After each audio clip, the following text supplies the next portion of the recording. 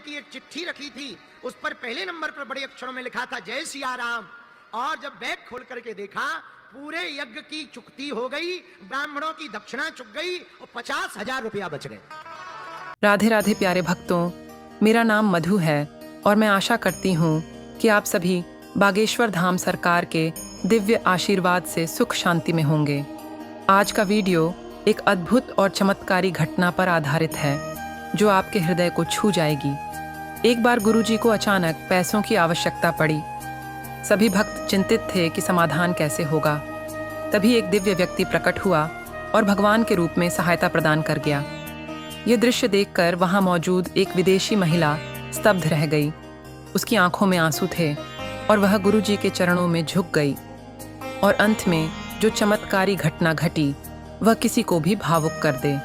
इसलिए वीडियो को अंत तक ज़रूर देखें, लाइक करें, सब्सक्राइब करें और एक प्यारा सा कमेंट करके अपने श्रद्धा सुमन अर्पित करें। जब गुरुजी ने हुंकार भरी, जा वापस उतर जा और जाकर सो जा, सुबह तेरी यज्ञ की व्यवस्था हो जाएगी। उस क्षण जैसे हमारे रोंगटे खड़े हो गए, दिल गदगद हो गया, जैसे कोई अदृश्य शक्ति हमें आश्वस्त कर रही हो कि सब ठीक हो जाएगा।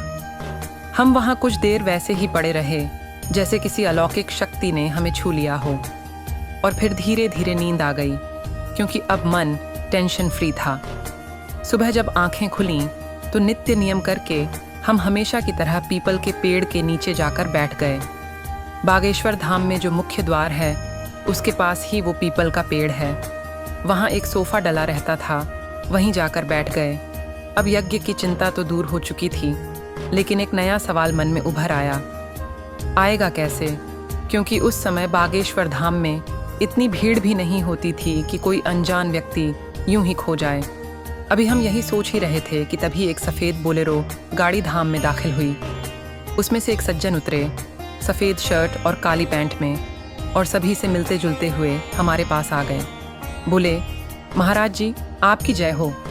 हमने सहज भाव से पूछा, भैया कहाँ से आए? बोले, गुरुजी झांसी से आए हैं। हमने कहा, बहुत बढ़िया, भोजन पा लेना, यज्ञ के दर्शन कर लेना। बोले, जी गुरुजी हो गया, हम कुछ सहयोग लाए हैं। हमने उन्हें कार्यालय में सामान देने की सलाह दी, लेकिन उन्होंने साफ कहा, नहीं गुरुजी आपको ही देना है। उन्होंने हमें एक छोटा बैग थमा दिया। हमें लगा शायद कपड़े या मिठाई होगी। हमने बैग ले लिया। जैसे ही तिवारी जी को बैग थमाया और खोल के देखा, ऊपर एक लाल पेन से लिखी चिट्ठी थी जिसमें लिखा था जय सिया राम।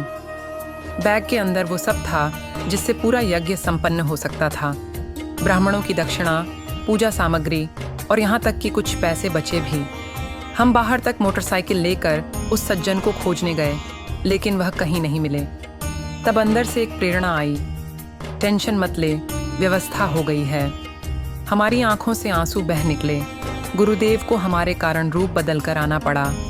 हमारी परीक्षा में वे स्वयं उतर आए। पंचकला के भाइयों, हम फोल्डेड हैंड्स कहकर कहते हैं, हनुमान जी के चरण पकड़ लो, वे तुम्हारी नाक नहीं कटने देंगे। उन पर विश्वास रखो, जब सब छोड़ देते हैं वो तब भी तुम्हारे साथ खड़े रहते हैं।